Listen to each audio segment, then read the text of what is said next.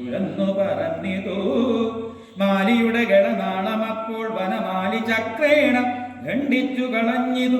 താപസനിർജരചാരണരാദികൾ താപമകന്നു മുകുന്ദനെ വഴ്ത്തിനാർ. ആർത്തിമുഴുത്തു ശരങ്ങൾ കൊണ്ടേറ്റവും ഭീത്യ നിശാചരരുടുന്നതു നേരം.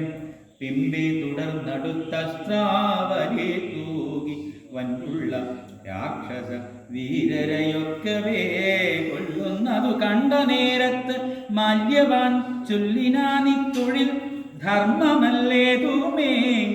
പേടി വരുത്തു നിരായുധന്മാരുമായോടുന്നവരെ വധിച്ചാൽ അതുമൂലം വന്നുകൂടിയിടും നരകമെന്നുള്ളതും നിന്നുള്ളിലില്ലയോ ധർമ്മജ്ഞനല്ലോ നീ.